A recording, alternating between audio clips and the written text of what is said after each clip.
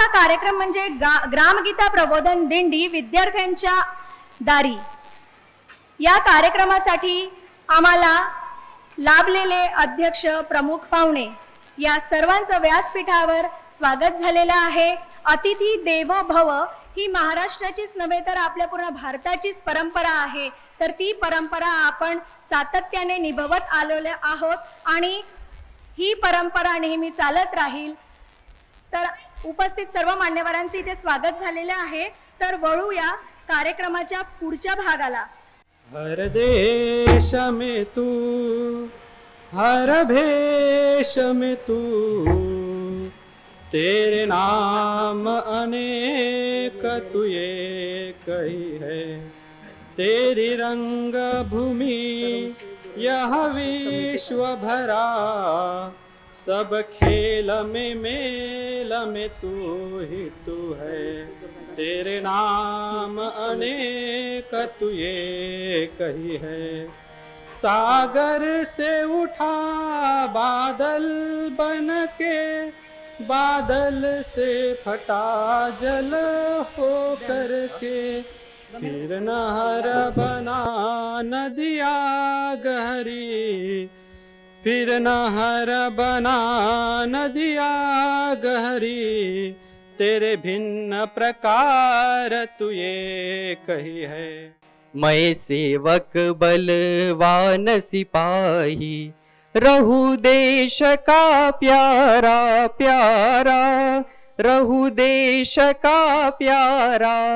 शुद्ध चरित्र लीनता ममता, यही मेरा निर्धारा। भारत शानदार हो मेरा, भारत शानदार हो मेरा।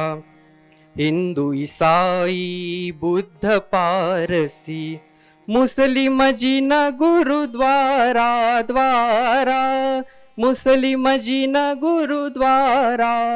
भाई समझ कर सबसे बर तू, भाई समझ कर सबसे बर तू, यही लगा कर नारा। भारत शानदार हो मेरा, भारत शानदार हो मेरा।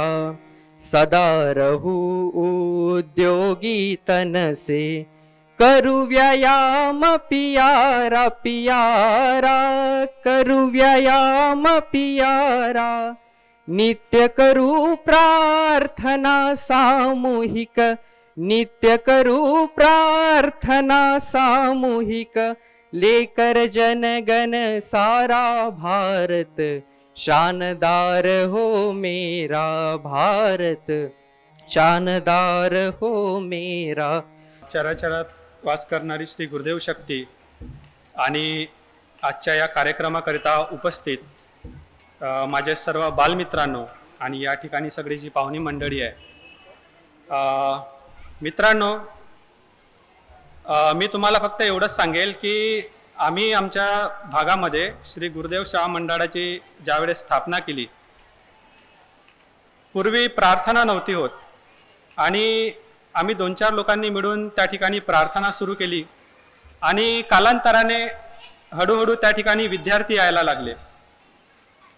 लहान लहान मुलं प्रार्थनेला यायला लागले, छान भजन म्हणायला लागले, भजन गायन करायला लागले, प्रार्थना म्हणायला लागले आणि हळूहळू जे इन्स्ट्रुमेंट आता मी वाजवलं, पेटी आणि तबला सुद्धा असते, ते तबला आणि पेटी सुद्धा त्या प्रार्थनेतूनच ते लोक शिकले। आणि प्रार्थना आपण का बरं केली पाहिजे? ज्या वेळी आपण या ठिकाणी शिक्षण घेतो, शिक्षण घेताना आपण बाहेरचं ज्ञान तर घेतोच, सामान्य ज्ञान घेतो, परंतु शिक्षणासोबत एक संस्काराची जोड सुद्धा विद्यार्थ्यांमध्ये असावी लागते आणि ते संस्कार तुम्हाला या प्रार्थनेच्या माध्यमातून मिळते। आणि म्हणून प्रार्थनेची ताकद इतकी मोठी आहे की महाराजांनी सामुदायिक प्रार्थनेच्या पहिल्याच अष्टकात म्हटलंय, हाय प्रार्थना गुरुदेव से यह स्वर्ग सम संसार हो, अति उच्चतम जीवन बने परमार्थमय व्यवहार हो। हे जग, संपूर्ण जग स्वर्गासारखं बनावं, त्यासाठी प्रार्थना केली। आम्ही घरी पूजा करतो, प्रार्थना करतो, परंतु ती वैयक्तिक प्रार्थना असते. आम्ही आपल्यासाठी मागणं मागतो की मला अभ्यासात चांगले मार्क मिळू दे, माझ्या घरच्यांना सुखी ठेव, त्यांची तब्येत चांगली राहू दे. परंतु सामुदायिक प्रार्थना ही सर्व धर्माच्या लोकांनी मिळून केलेली ही प्रार्थना आहे आणि म्हणून या प्रार्थनेचं महत्व खूप मोठं आहे. तेव्हा मी आपला जास्त वेळ न घेता आपण सर्वांना हेच सांगू इच्छितो की आपण सुद्धा आपल्या घरी ही प्रार्थना करावी. शाळेमध्ये जसा जसा वेळ भेटला शाळेमध्ये सुद्धा आपण एक सुरुवातीचं फक्त प्रार्थनेचं जे 8 अष्टक आहे ते जरी म्हटलं तरी आपली प्रार्थना होईल. तेव्हा मी या ठिकाणी थांबतो. आपण सर्वांना शुभेच्छा देतो. जय गुरु. आज के 5वें श्री कर्मयोगी दुर्गादास जी रक्षक तात्या जी का आज स्मृति दिन, इस प्रीत्यर्थ जो राष्ट्रसंत तुकडोजी महाराज जी का जो साहित्य प्रबोधन दिंडी आपके द्वार में, इस प्रांगण में और इस कार्यक्रम के उपस्थित सभी मान्यवर, बाल गोपाल और टीचर स्टाफ, आज कर्मयोगी श्री दुर्गादास जी रक्षक दादाजी का 5वां स्मृति दिन है. इस उपलक्ष्य में हम आपके स्कूल के प्रांगण में उपस्थित हुए हैं. मैं विद्यार्थियों को यही एक प्रश्न करता हूं, आप इस विद्यालय के द्वार में प्रवेश काय के लिए करते हो? मन में सोचिए. जो कोई उत्तर देना चाहता है वो अवश्य अपना हाथ खड़ा कर सकता है. आप स्कूल के द्वार में किस लिए आते हो? हाँ, आप हो जाइए खड़े, बताइए. हाँ, वेरी गुड.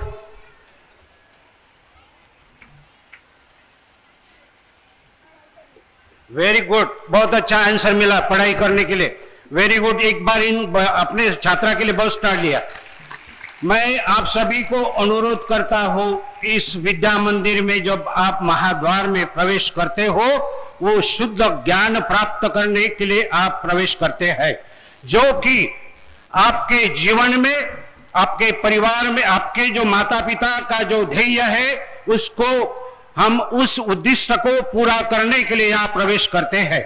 उसी के साथ ही हम, हमारा परिवार, हमारा गांव, हमारा देश, इसमें हमारा नाम हो, इसलिए हम इस प्रांगण में प्रवेश करते हैं. सबसे पहले मैं आपसे अनुरोध करता हूं का जब हम इधर इस स्कूल के प्रांगण में प्रवेश करने के साथ जो दुविधा भरा विचार है उसको गेट के पास ही छोड़ दो.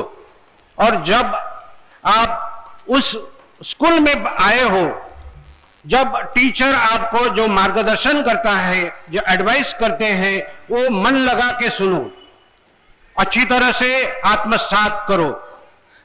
जब आप देह देवापुढे चित्त जोड्याकडे नेत्र तेवाकडे हात चोऱ्या करी ही का भक्ति खरी, राष्ट्रसंत तुकडोजी महाराज ने ये मराठी में भजन बोला है. जब हमारा मन अच्छा हो, जब हमारा मन शुद्ध हो, अति शुद्ध हो आचार से, तन मन हमारा सर्वदा, अध्यात्म की शक्ति हमें पल भी नहीं कर दे जुदा. इस प्रकार हम इस प्रांगण में, इस स्कूल में जब आते हैं तो शुद्ध मन, शुद्ध भावना लेकर हम लोगों ने पढ़ाई करनी चाहिए, ज्ञान को हासिल करना चाहिए. नहीं जो अपन कोई भी ऐसी बात को हमारे दिमाग में हो तो वो बात को बाहर ही रख दो, और जो स्कूल में, क्लास में जो पढ़ाते हैं, जो लेसन पढ़ाते हैं, उसके तरफ अच्छी तरह से ध्यान देकर आत्मसात करो.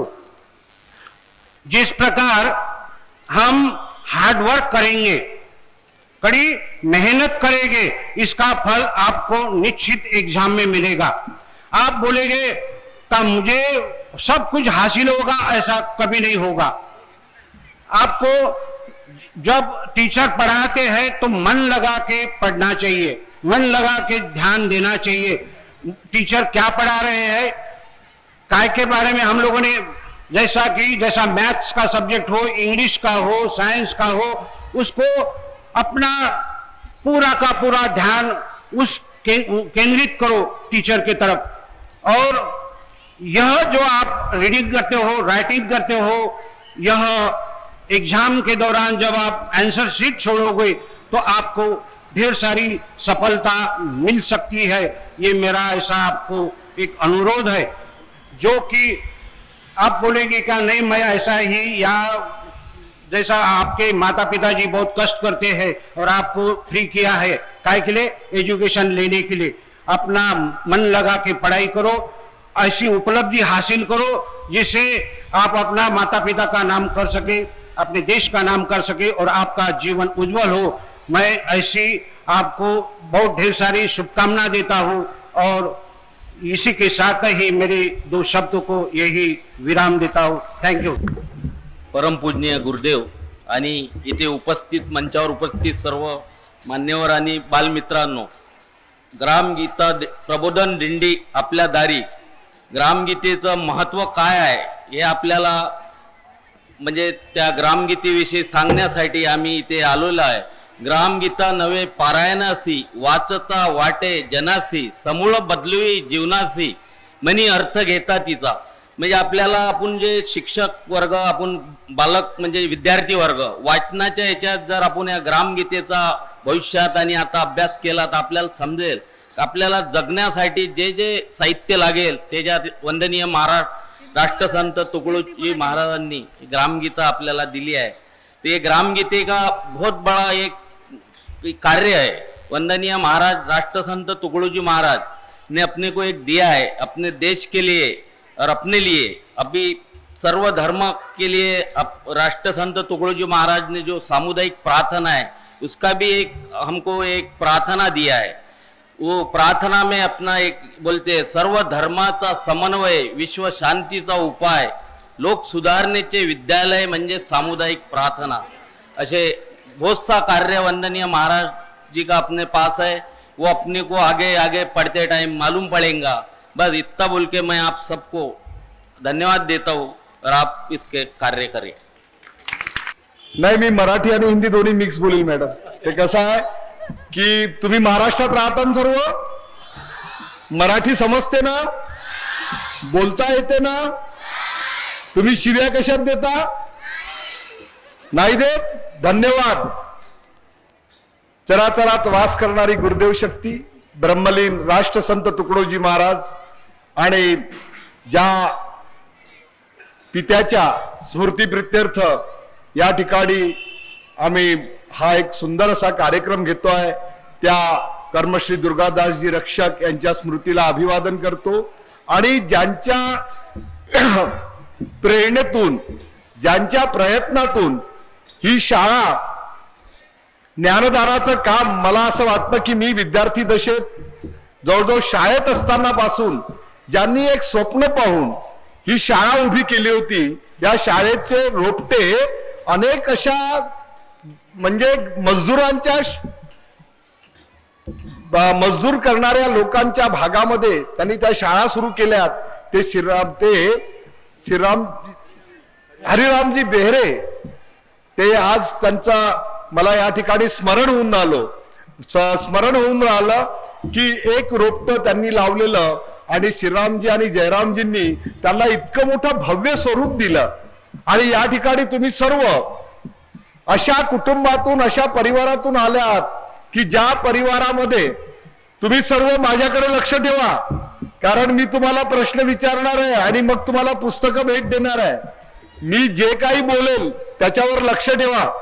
त्या तिकडे जे विद्यार्थी, मला आणखी एक आनंद झाला या शाळेमध्ये की सर तुम्ही इतकं चांगलं या ठिकाणी, कारण संचालकांचं शिक्षकांवर प्रेम असल्याशिवाय इतक्या विद्यार्थी शिस्तीत बसू शकत नाही।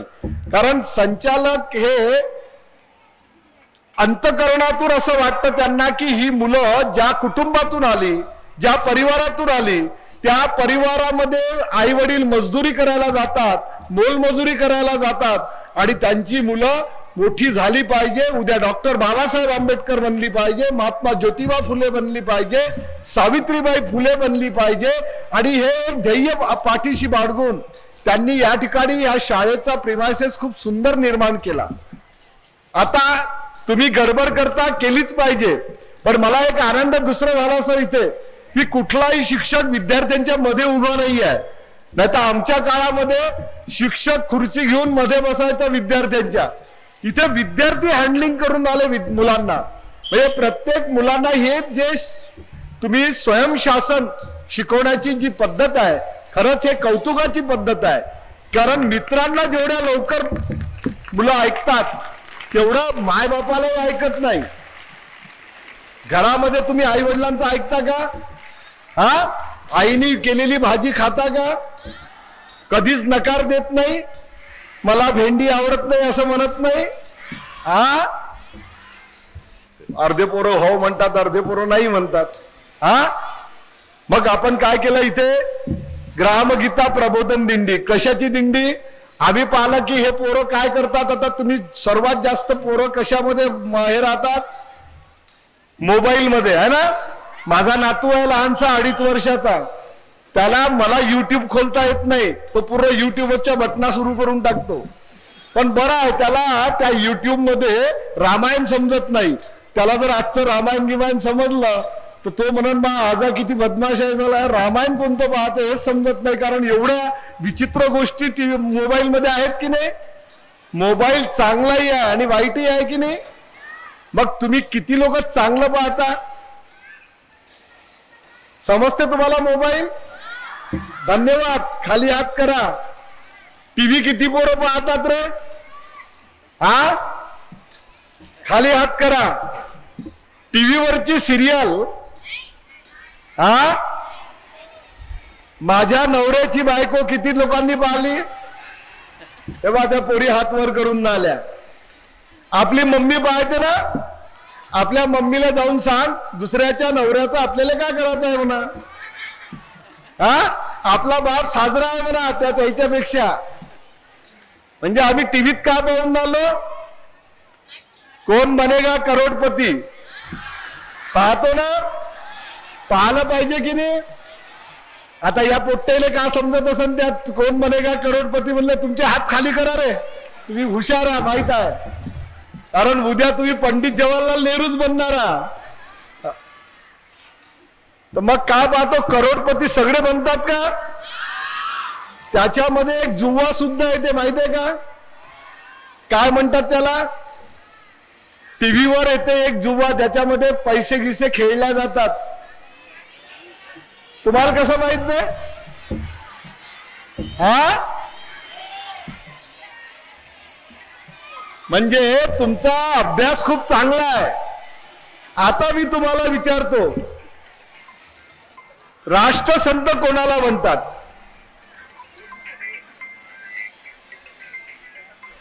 दादा फोन करतो नंतर, मी एका कार्यक्रमात आहे. कोणाला म्हणतात राष्ट्रसंत? किती पोरांना माहित आहे? माहित आहे सगळ्यांना? खाली हात करा. गर्दी जास्त आहे, पुस्तकं पुरणार नाही. आता मला सांगा, भारताच्या पहिल्या प्रधानमंत्री, सगळे पोरं चुकले.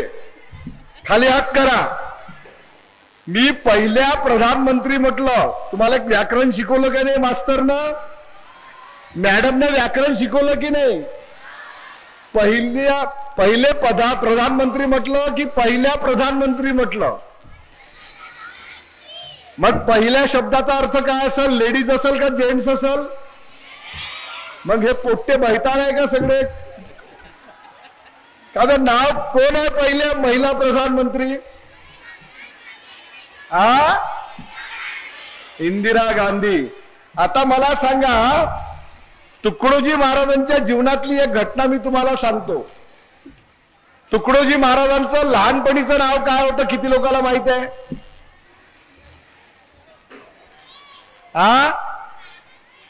नाही माहित आहे?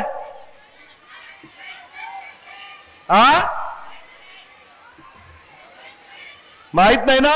धन्यवाद. आवाज नाही येत आहे? अबे सिनेमाचे गाणे समजते, तुम्हाला इकडलं भाषण नाही समजून आलं का? चिवत्या म्हणून म्हणजे आहे तुमच्या मास्तरनं खूप चांगलं शिकवलं तुम्हाला. तुकडोजी महाराजांचं लहानपणीचं नाव होतं माणिक. माणिकला एक दिवस त्याची आई मंजुळा माता म्हणते बाबू मला दुसऱ्याच्या वावरात जा लागते, एक काम करजो म्हणते, आपल्या घरातल्या सगळ्या देवाला धुवून टाकजो म्हणते आणि व्यवस्थित ठेवून देजो. आता तुमच्या घरात कोणते देव आहे? सोन्याचे आहे का, चांदीचे आहे का? मग तुम्ही मूर्ती कायची बसवता? आ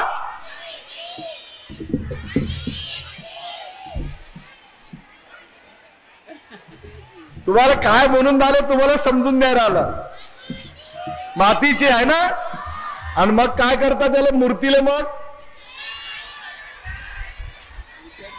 नेऊन कुठं टाकता? विसर्जन करता. पण दुसरे देव तुमच्या घरामध्ये आणखी आहे, काही पितळेचे आहे, काही दगडाले शेंदूर लावला. कारण माणिकला त्याची आई जे देव धुवायला लावते ते गरीब राहतात, त्यांच्या घरी दगडाला शेंदूर लावला.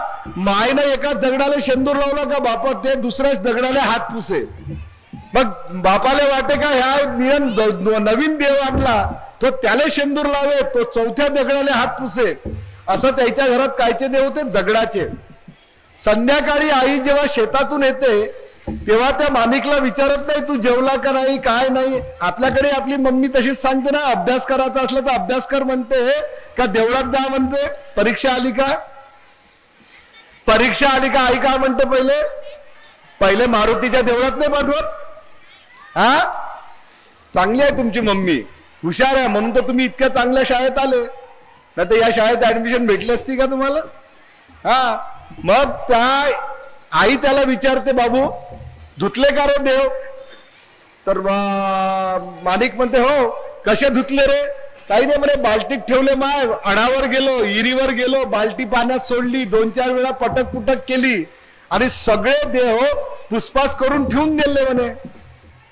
तुकडोजी महाराज म्हणतात माझी आई अशिक्षित होती, तिला 1 रुपयाचे किती पैसे होते कळत नव्हतं, पण तिने बरोबर देव मोजले. आणि मग तो ती माणिकला काय म्हणतो म्हणे बाबू काही देव कमी आहे रे. तुकडोजी महाराज त्या लहान वयात आईला सांगते माय अव ते दगडाचे देव आपल्या काही कामात येणार नाही म्हणते. तू दगडात देव शोधून आली, मी माणसात देव शोधणार आहे म्हणते. आणि मग तुकडोजी महाराजांनी भजन लिहिलं, मंदिरात नाही दिसला सावळा मुरारी, शेतावरती मजूर जाती जातो त्यांच्या सवे, भाकर भाजी खाऊन राजी गात असे गोडवे, जात पात ही कधी न पुसली मोहित प्रेमावरी, भाविकाच्या मेळ्यात दिसला हरी. तुकडोजी महाराजांना देव कुठे पाहला? तुकडोजी महाराजांना दगडात देव पाहला का? मंदिरात देव पाहला का? त्यांनी देव कुठे पाहला? श्रम करणाऱ्या माणसामध्ये. आपला पहिला देव कोण आहे? आपली आई. आपला पहिला देव आपला बाप. त्याचे श्रम, त्याच्या पैशातून तुम्ही शाळेपर्यंत पोहोचता, तुमच्या अंगावर चांगले कपडे मिळतात आहे ना. पण आपली आई अंधश्रद्धा पण असते का नाही? तिच्यात असते का? आपल्या मम्मी मध्ये अंधश्रद्धा आहे का? हा, आपली मम्मी मारुतीच्या देवळात गेली तर मम्मीला मारुतीच्या देवळात जाता येते का अंदर? हा, मग आपल्याला काय करते? पोराले पाठवते ना. मग त्या पोराले काय सांगते? पहिले काय कर म्हणते? मारुतीचा शेंदूर कपाळाला लावायला लावते ना. सर ते मोठे पोरं आहे ना तेच जास्त मस्ती करून आले, लहान पोरं चूप बसले आहे. ज्या झाडाखाली बसले ना 2-4, तो एक जरा पैलवान सारखा पोरगा आहे, तो जास्त मस्ती करून आला आणि त्याच्या गोष्टी सुरू आहे तिथे. अरे तुमच्यासाठी बोलून आलो, तुमची मम्मी तुम्हाला मारुतीच्या देवळात पाठवते ना. मग त्या मारुतीचा शेंदूर कपाळाला लावता ना, हात कुठं पुसता? कपड्याले. अच्छा एवढे चांगले तुझे कपडे, तुझ्या मम्मी 2 रयपटीत नाही देईन तुला तर पाय, तुला हात घेऊन पुसले तर. कारण ते शेंदूर धुतल्याने निघत नाही, तो मारुतीचा शेंदूर होय, असा साधा गुदा आहे का? मग काय करते मम्मी? पोराला काय म्हणते? अगरबत्ती लाव. तर अगरबत्तीचा पुडा फोडायला लावते. तर अगरबत्तीचे कागद कुठं टाकता तुम्ही? कुठं टाकता? मारुतीच्या देवळात डस्टबिन तरी दिसली का तुला कोणत्या? मारुतीच्या समोरच ठेवता तिथं. मग नारळाची बुची काढता तर नारळाची पहिली बुची कुठे ठेवायला लावते मम्मी?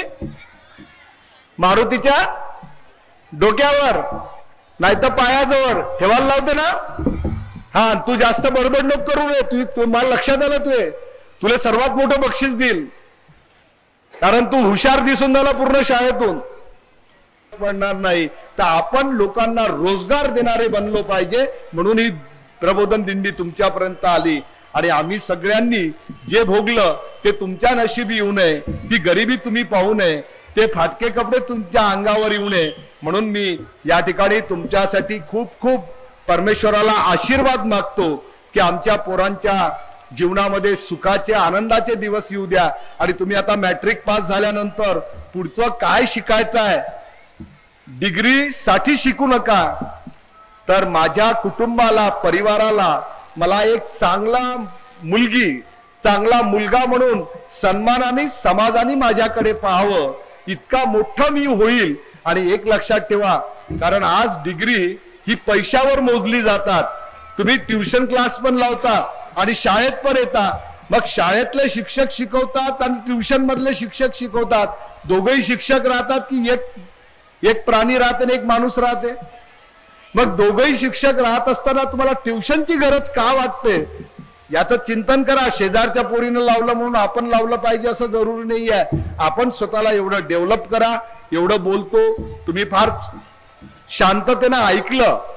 मला माहिती आहे तुम्ही गडबड जी केली ना, आम्ही तुमच्या वयात गडबडच करत होतो, तुम्ही काहीच गडबड नाही केली. आम्ही तुमच्यापेक्षा जास्त गडबड करत होतो, कारण आम्हाला बेहरे सरांसारखे कोणी सांगणारे शिक्षकच कधी भेटले नाही, लाखेताई सारखे आणि बाकीचा तुमचा जो शिक्षक आहे वर्ग, पण ज्या पोटतिडकीने ते तुमच्यासाठी काम करतात, तुमच्यासाठी मेहनत घेतात. तर खरा गुरु व्यक्तीपेक्षा त्यांनी जे तुम्हाला विचार दिले, नाही तर मग शिक्षक दिन आलं की चालले सगळ्या मास्तरचे पाया पडत. मास्तरच्या पाया पडल्या, सरांनी सांगितलेलं विसरून गेलं. तर परीक्षेत पाया पडणं महत्वाचं आहे का त्यांनी सांगितलेले विचार महत्वाचे आहे? त्यांनी सांगितलेलं शिक्षण हे तुमच्या जीवनामध्ये उतरू द्या. आणि अधिकचं बोललो असेल तर माफ करा, पण जे चांगलं असेल ते निश्चित घ्या. आणि वैभव लक्ष्मीचं व्रत केल्यानं वैभव येणार नाही.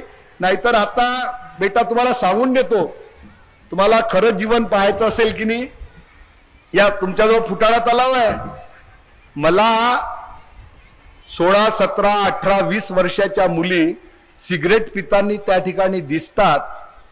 सिगरेट मुलं पितात तर आपण समजू शकतो, पण मुली प्यायला लागल्या, या वाईट प्रवृत्तीकडे तुम्ही जाऊ नका. जीवनामध्ये एक लक्षात ठेवा, बनायचं असेल तर इंदिरा गांधी सारखी कर्तृत्वान बना, सावित्रीबाई फुलेंसारखी कर्तृत्वान म्हणा. सावित्रीबाई देवळात जात बसली नाही, तर तिने तुमच्यासाठी एवढ्या खस्ता खाल्ल्या की आज तुम्ही जे शाळेत येऊन आले ना, त्या सावित्री माईची कृपा आहे. पण मला एक सांगा, किती पोरींना माहित आहे टीव्हीवर एक सिरियल होती सावित्रीबाईच्या नावाने? काय नाव होतं त्या सिरियलचं? हा तुमच्या पोरी काय बोलतात काही समजत नाही, तो आवाजही येत नाही. नाही नाही नाही, एकाही पोरीला कारण पाहतच नाही ना. ते पाहते मम्मी सोबत, माझ्या नवऱ्याची बायको. ज्योती सावित्री नावाची सिरियल होती, ती बंद का पडली माहित आहे का? तिला TRP नाही मिळाले, तिला बघणारे लोक नाही मिळाले. ती सिरियल एक 15 दिवसामध्ये बंद पडली. त्याच्यातले काही युट्यूबवर सीन आहे, पहा. तिने तुमच्यासाठी, तिला लोकांनी शेण फेकून मारलं, चिखलचे गोळे फेकून मारले. ती एक लुगडं सोबत घेऊन जायची. तिने ज्योतिबाला म्हटलं की ज्योतिबा मला आणखी एक लुगडं घेऊन द्या. ज्योतिबा म्हणाले सावित्री माझ्याकडे पैसे नाही आहेत. ते म्हणाले नाही मला एक नवीन लुगडं पाहिजे. कशासाठी म्हणे? तर तिला जेव्हा ज्योतिबानी पाहिलं की हे असं का म्हटलं सावित्रीनी, नंतर त्यांच्या लक्षात आलं की तिचं लुगडं पूर्ण त्या घाणीनं भरून जायचं. ती शाळेत गेल्यावर एक लुगडं बदलवायची, दुसरं काढून ठेवायची. म्हणजे तुमच्यासाठी कोणासाठी तिने हाल सहन केले? तिला मुलं बाळ नव्हते. तिने एक पोरगा दत्तक घेतला होता, ज्याला डॉक्टर बनवलं. त्याचं नाव होतं यशवंता. तो तिचा मुलगा नव्हता. तो अशा पोरीपासनं तो मुलगा, एका पोरीला तिच्या घरातल्या लोकांनी अत्याचार केले, त्यातून तो मुलगा झाला होता, ती आत्महत्या करायला निघाली होती. ज्योतिबाला दिसली, ज्योतिबानं तिला घरी आणलं. सावित्रीने सांगितलं की तू आमची मुलगी आहे. तर म्हणाले माझ्यापासून झालेलं पोर कोण स्वीकारल? म्हणे आम्ही स्वीकारू. त्याला ज्योतिबानी त्याला स्वीकारलं आणि यशवंताला विदेशात पाठवलं शिकायसाठी. तो विदेशात जाऊन डॉक्टर झाला आणि जेव्हा भारतामध्ये आला तेव्हा पुण्यामध्ये प्लेगची साथ सुरू झाली.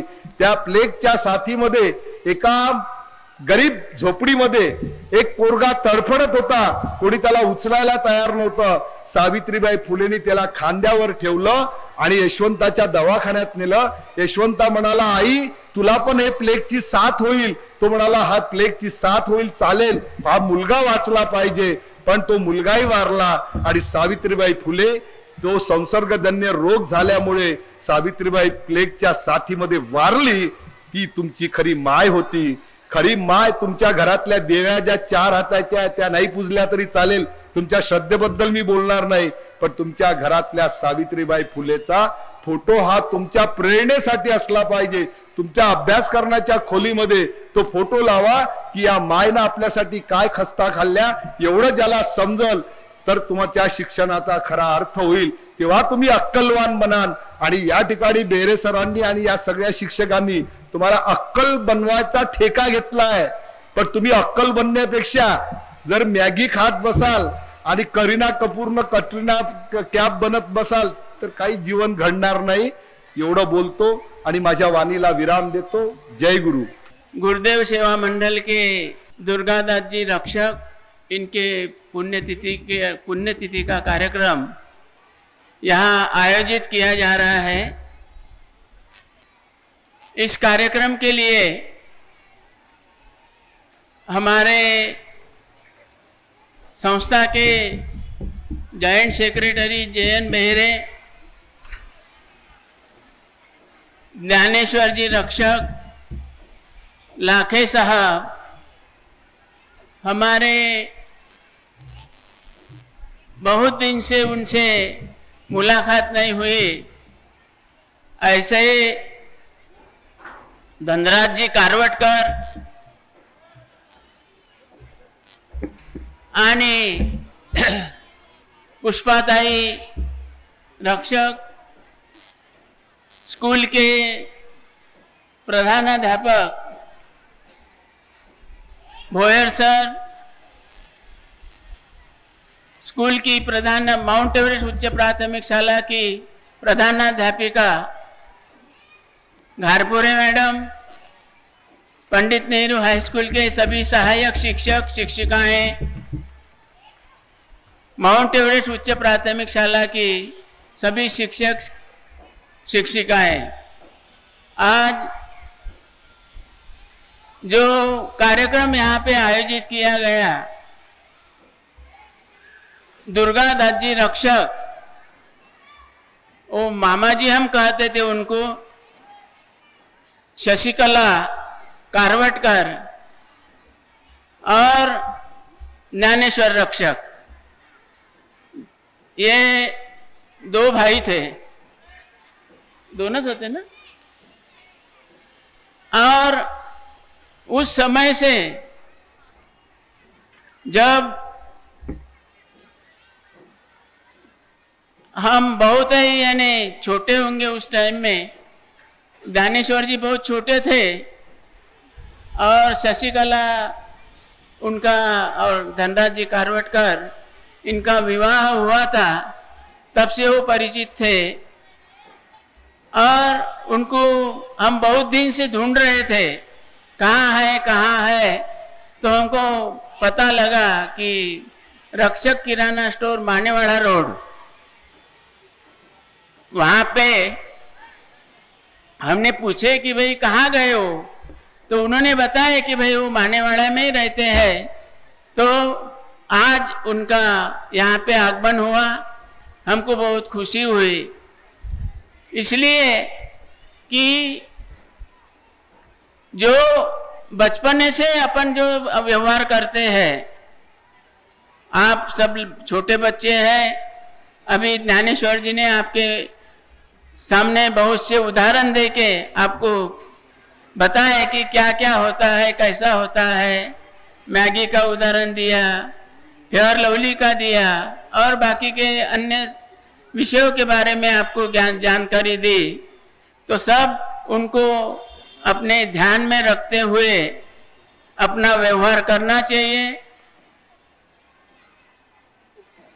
और ऐसे ही कार्यक्रम हम हर बार लेते हैं भगवान के बारे में, इसके बारे में, क्योंकि लाखे मैडम हमारे वो टुकड़ो जी महाराज की जो परीक्षाएं होती है वो परीक्षा का सेंटर भी अपने स्कूल में है। जैसे हिंदी राष्ट्रभाषा प्रचार समिति और अन्य जो शासन के द्वारा चलाई गई परीक्षाएं, यहाँ पे हमारे मुख्याध्यापक साहब वहाँ लेते हैं और बहुत से विद्यार्थियों को वहाँ सम्मिलित करते हैं। तो लोग बोले, अपने ज्ञानेश्वर जी ने बोले कि भाई नौकरी मत करो, नौकरी देने वाला यूनिट अब आप संभालो। तो ऐसा भविष्य में आप सभी बच्चे उसके तरफ ध्यान देंगे। हमें यहाँ बुलाए, हमारा स्वागत किए, इसलिए हम उनका संस्था की ओर से बहुत आभार मानते हैं। उसी प्रकार आयोजक का भी आधा आभार मानते हुए यहाँ अपने वाणी को विराम देते हुए हम अपना 2 शब्द समाप्त करते हैं। जय हिंद। दुर्गादास रक्षक स्मृती प्रतिष्ठान तर्फे आयोजित ग्रामगीता प्रबोधन दिंडी विद्यार्थ्यांच्या दारी या कार्यक्रमाअंतर्गत जे प्रबोधनाचं कार्य आदरणीय ज्ञानेश्वरजी रक्षक यांनी सुरू केलं। मित्रांनो, आज आपला जरी देश 21व्या शतकाकडे वाटचाल करीत असला तरी भीती एक मनामध्ये असतं की आपण आपले संस्कार आपण विसरत चाललो का, ते संस्कार पुन्हा प्रतिपादित व्हावे। आपले संस्कार आपल्या देशाला जो सोन्याची चिडिया म्हटलं जायचं, कारण ती आपली धरोहर होती, आपले संस्कार आपल्या पाठीशी होते। ते संस्कार आपले जे आज कुठेतरी लुप्त होताना दिसते आहे ते पुन्हा आपले एकवटावे, आपण आपल्या मार्गावर राहावं यासाठी कार्यक्रमाची फार नितांत गरज आहे। सोबतच आज आपल्या या प्रबोधनाच्या यात्रेमधनं आमच्या शाळेची आपण निवड केली आणि आमच्या संस्थेचे सचिव आदरणीय श्रीरामजी बेरे सर यांचा आपण सत्कार केला। मला सांगताना फार आनंद होतो आहे। या ठिकाणी श्रीरामजी बेरे सर आहे, या ठिकाणी जयरामजी बेरे सर आहे, यांची दूरदृष्टी होती म्हणूनच या परिसरामध्ये एवढी मोठी इमारत आणि हे विद्यार्थ्यांना शिकण्याचं एक मंदिर या ठिकाणी निर्माण झालं। आणि त्याहीपेक्षा महत्त्वाचं आम्हाला सांगताना परत आनंद होतो आहे की एवढ्या परिसरामध्ये सगळ्यात जास्त जर रिझल्ट असेल तो आमच्या शाळेचा आहे। म्हणजे आमची जी बालपणापासून जे मुलांना आम्ही आमच्या संस्थेमध्ये आमच्या शाळेमध्ये संस्कार देतो ते संस्कारित मुलं एक उत्कृष्ट असं नागरिक घडवण्याच्या दृष्टिकोनातून आम्ही त्यांची वाटचाल करतो आहे आणि ते सर्व या दोघांच्या आशीर्वादानेच हे घडतं आहे, त्याचा आम्हाला सार्थ अभिमान आहे। या ठिकाणी आपण अध्यक्ष म्हणून आमच्या संस्थेचे सचिव आदरणीय बेरे सर आजच्या कार्यक्रमाला लाभले, त्याचं आम्ही दोन्ही शाळेच्या वतीनं त्या आभार व्यक्त करतो। सोबतच ज्ञानेश्वरजी रक्षक सर आपण फार आमच्या मुलांना मोलाचं मार्गदर्शन केलं।